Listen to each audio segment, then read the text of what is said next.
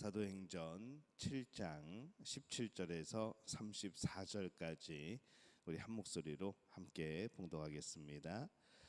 하나님이 아브라함에게 약속하신 때가 가까움에 이스라엘 백성이 애굽에서 번성하여 많아졌더니 요셉을 알지 못하는 새 임금이 애굽 왕 위에 오르매 그가 우리 족속에게 교활한 방법을 써서 조상들을 괴롭게 하여 그 어린아이들을 내버려 살지 못하게 하려 할세.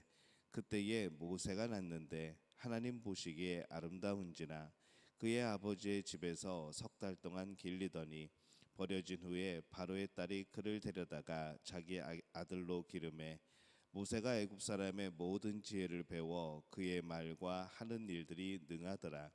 나이가 40이 되매 그 형제 이스라엘 자손을 돌볼 생각이 나더니 한 사람이 원통한 일 당함을 보고 보호하여 압제받는 자를 위하여 원수를 갚아 애굽 사람을 쳐 죽이니라.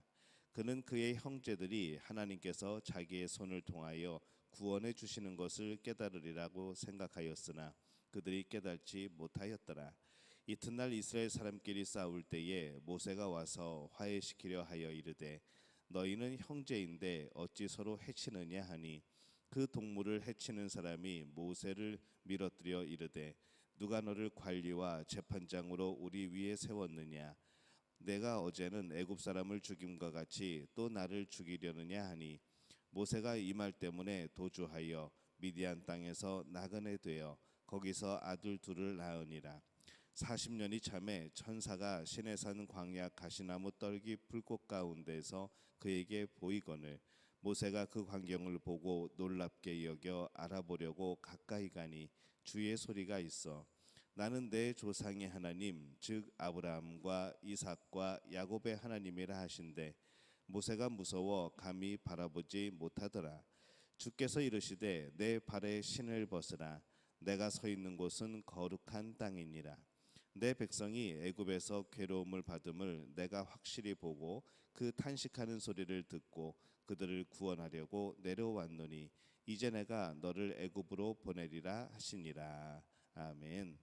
할렐루야. 하나님의 은혜가 오늘 새벽에 하루의 첫 시간을 주 앞에 드리는 우리 믿음의 가족들에게 함께 하시기를 예수님의 이름으로 축원합니다. 오늘은 이 스데반이 자신을 죽이려 하는 이 법정 앞에서 이 최후의 진술과도 같은 그런 설교를 지금 하고 있습니다. 스데반은 어떻게 이렇게 죽음 앞에서도 담대하고 용감할 수 있었을까라고 생각을 해보는 것이죠. 오늘 또 말씀을 통해서 그 대답을 한번 함께 찾아보려고 합니다. 이 스데반은 말씀 안에서 사람이 어떤 그런 한 시간 안에 갇혀 있는서는 안 된다는 사실을 그는 깨닫습니다. 이 스데반이 계속해서 이 예전에 하나님께서 이스라엘 백성들을 구원하시고 또 그 가운데 구원자를 내시고 이제 그런 모습들을 돌이켜 보면서 어떤 시간을 거슬러 올라가서 지금 바라보고 있는 것이죠. 그래서 이 하나님이 아브라함에게 약속하신 때가 가까우매라고 이렇게 말씀을 합니다. 이 하나님은 아브라함에게 아브라함 이후에 500년 이후에 일어날 일을 말씀을 해주시죠. 그러면서 어떤 사람은 이렇게 생각을 할 겁니다.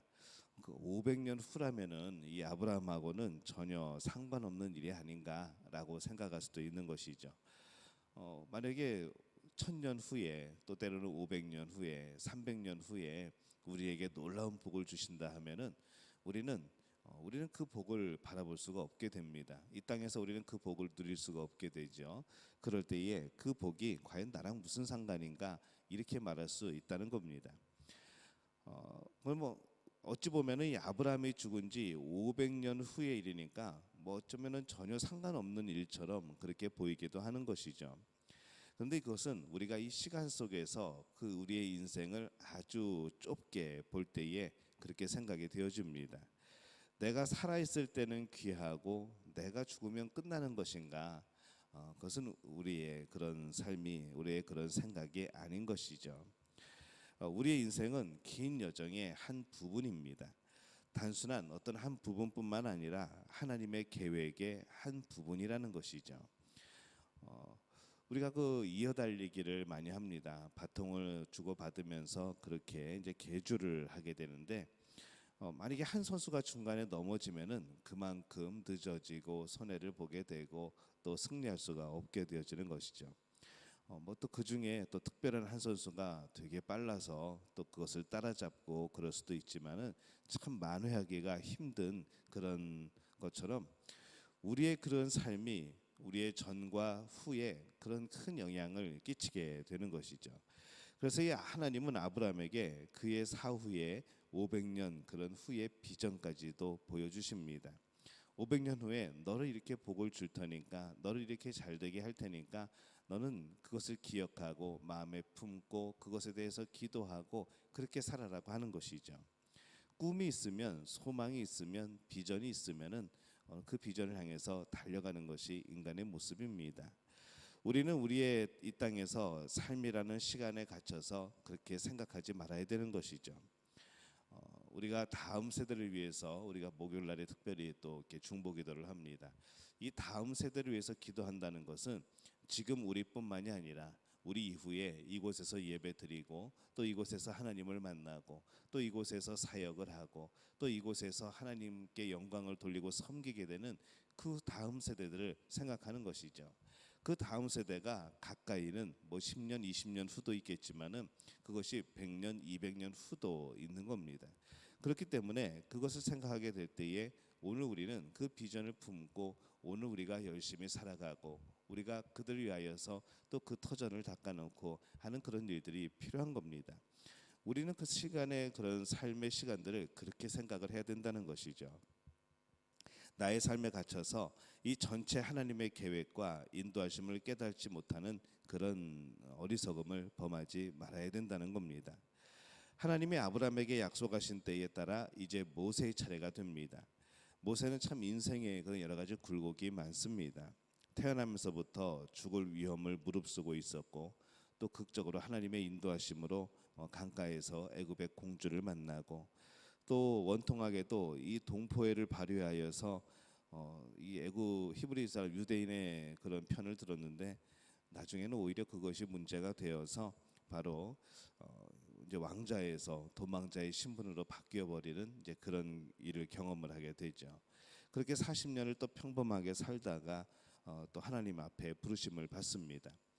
모세가 이 자기의 인생을 통시적인 시간, 그러니까 전체 시간을 함께 보는 것으로 보지 않고 만약에 그 순간순간에 자신의 삶의 모습을 보았다고 한다면은 날마다 실망이 되었을 것이고 날마다 절망했을 것이고 그는 결코 우리가 아는 모세가 되지 못하였을 겁니다. 전체 시간을 함께 보는 그런 눈이 또 그런 지혜가 필요한 겁니다. 동포에게 원통하게 고소를 당했을 때 그는 다시 그의 동포를 보지 않으려고 결심할 수도 있었겠죠. 그러나 그는 그렇게 하지 않습니다. 모세는 하나님이 인도하시는 그 인생을 바라보게 되고 발견하게 되죠. 오늘뿐만 아니라 전체 나의 삶을 이끌어 가시는, 더 나아가서 나의 삶의 전과 후에 그 모든 일들을 뜻하고 계시는, 이끌어 가시는 하나님을 발견했던 겁니다. 과연 우리는 어떤가 한번 생각해 보게 됩니다. 내 인생의 이 전반을 이끄시는 하나님을 바라보고 살아가고 있는가? 오늘은 내 인생의 한 부분이고 내 인생은 하나님의 전체 계획하심의 한 부분인 것을 오늘 우리는 그렇게 인식하고 살아가고 있는가? 우리가 그런 모습을 한번 점검해 볼 필요가 있습니다. 이 하나님의 뜻의 전체의 시간 속에서 우리가 맡은 부분들이, 우리가 살아가는 시간들이 때로는 힘든 시간일 수도 있습니다. 무엇을 누리기보다는 무엇인가를 이루어내야 하는 그러한 위치에 있을 때도 있다는 것이죠. 전체를 위해서 그 하나님의 뜻하심의 그 시간 속에서 오늘 우리가 다양한 경험들을 하게 됩니다. 오늘이 아무리 어려워도 우리는 이길 수 있는 것이죠. 하나님은 감당하지 못할 시험을 허락하지 않습니다. 또 그 시험 가운데 하나님이 함께 하시는 것이죠. 문제는 우리가 이길 수 없다고 미리 포기하지 않는 것입니다. 바로 계속 끝까지 붙들고 하나님의 도우심을 믿고 그렇게 승리하는 겁니다. 충분히 이길 수 있는데 이길 수 없다고 생각해서는 안 되는 것이죠. 충분히 살 수 있는데 살 수 없다고 우리는 생각해서는 안 됩니다. 오늘을 잘 극복하는 것만큼 우리는 더 풍성해지는 겁니다. 더 넓어지는 것이고 오늘 버틴 만큼 오늘 우리가 잘 이겨낸 만큼 우리의 미래는 더 자랑스럽게 되어지는 것이죠. 오늘 이 죽음 직전의 스데반과 그 당시만 보면은 이 스데반은 참 불쌍한 사람입니다.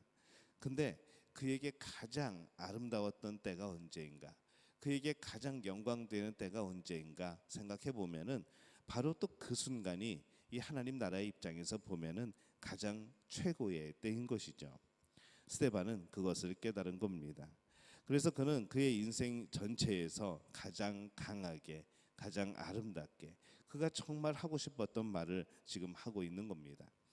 이 땅을 살면서 우리는 앞으로도 많은 일들을 경험하게 될 겁니다. 그때 절대로 당황하지 마시기를 바랍니다. 그 길은 앞으로 가야 하는 많은 길들을 위한 준비하는 길이고 또 그것을 이루기 위한 한 조각을 담당하는 우리의 삶인 줄로 믿습니다. 우리의 길을 풍성히 하는 또 때이기도 한 것이죠. 넓게 보고 또 우리 앞에 펼쳐질 그런 하나님의 놀라운 역사 그 뜻을 바라보고 또 그 안에서 오늘 우리에게 주시는 은혜를 경험하는 복된 믿음의 가족들이 되어지시기를 예수님의 이름으로 축원합니다.